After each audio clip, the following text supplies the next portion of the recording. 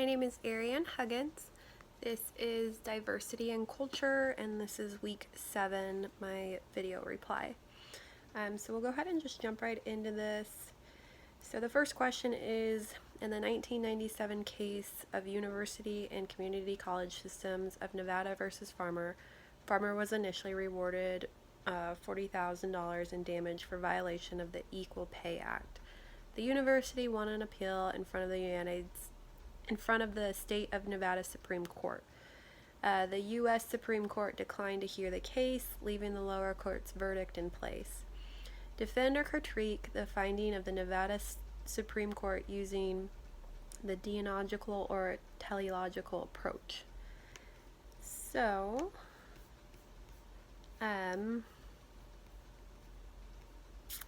I will both critique and agree with how a teleological approach was used. So what happened in this case comes to a business wanting to make their environment more diverse. In doing so, they only cared about the end results, which means they were okay with being a little racist to do it. Farmer had the same qualifications compared to the black male PhD interviewer.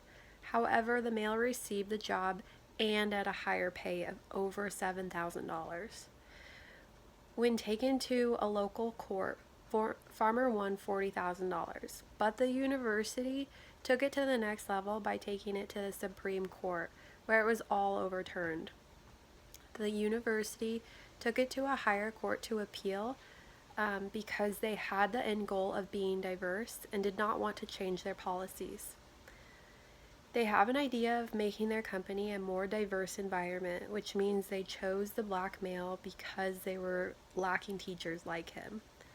I understand wanting to bring diversity into a company. However, you must tread lightly when doing so. Why even consider Farmer if the company knew they were looking for someone of color? That's wasting her complete time of even interviewing. On top of that, they also paid him substantially more than what the job was offered. And later, when Farmer was hired, they did not offer her the same pay. I think it is great that they stood for diversity and fought for it, but I think it is awful to discriminate against someone else because of this. Farmer worked just as hard to get her PhD, and as a woman in 1993, that did not happen often. Therefore, hiring her would have created more diversity in the company. I also think the gender pay was wrongful doing. I myself have experienced this, as my husband and I work for the same company. I worked for the company a year before he got hired on, to which when he did, he got paid more than me because he was a male and because at his last company he was making a higher pay than I was. So as you can see, there are many reasons why someone is making more money than someone else. But if equality is something your company stands for, then the gender pay gap should never be an issue. Overall, the Nevada Supreme Court led with a teleological approach, to which I understand, but I also think they are walking a fine line with this particular issue. The second question is, it states the Watchmark Continental Corporation has undergone significant changes since their case of outsourcing. They were renamed Valiant Corporation and later were acquired by IBM. This shows the competitive nature of the software industry. Based on this knowledge, examine the outsourcing actions taken by Watchmark Continental from the deontological or teleological perspectives. So, Watchmark Continental Corporation went through several changes to get where they are with IBM today. In doing so, we can look at their approach in a deontological and teleological approach.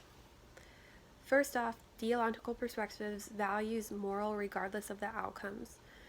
We can see how firing 60 people is completely wrong just to give their positions to other people overseas.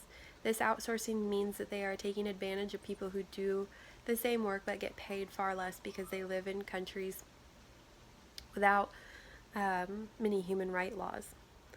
These people often work in sweatshops, long hours, and with no benefits. However, this often works. but it actually ends up hurting our country in the long run because we're sending money overseas. On the other hand, from a theological perspective, which ends justify the means, we can see how a business can really flourish by outsourcing.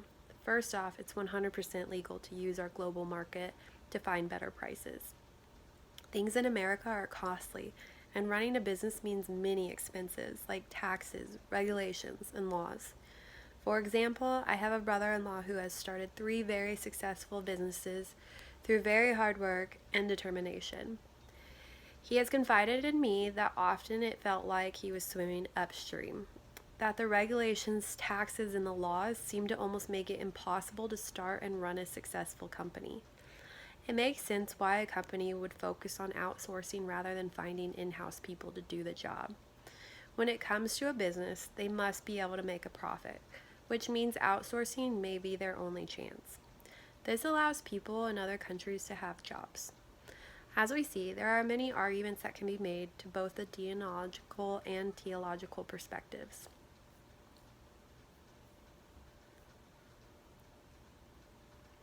Number 3 was present an argument that it is easier for employees to comply with diversity legislation in Canada than it is in the United States.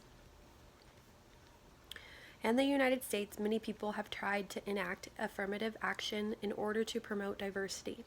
Examples of this would be schools making greater attempts to accept minorities and underprivileged students in attempts to be more inclusive. Problems have arisen, however, when white students have sued them for reverse discrimination and won. In Canada, Section 15 of the Chapter of Human Rights and Freedoms, which is part of the Canadian Constitution, states that discrimination is illegal. It then goes on to state that policies that improve the situation of disadvantaged groups are an allowable exception to this anti-discrimination clause.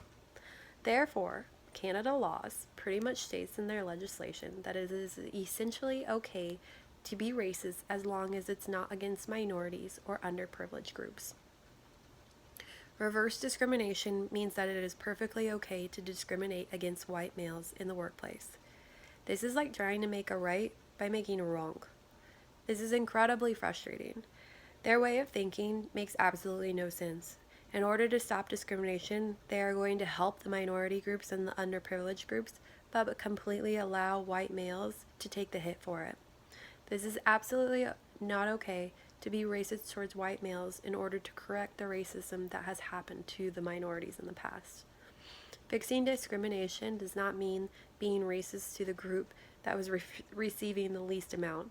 This would only cause discrimination to flip, not be fixed.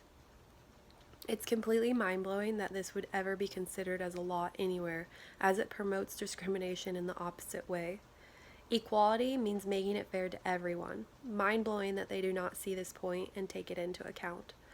Canada obviously has an easier opportunity to comply with diversity legislation than the United States solely based on their reverse discrimination outlook.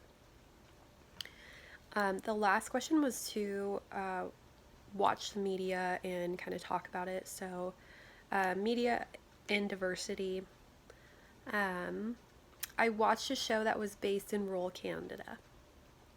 While watching the Canadian show, I noticed they marketed towards adults because of strong language and innuendos.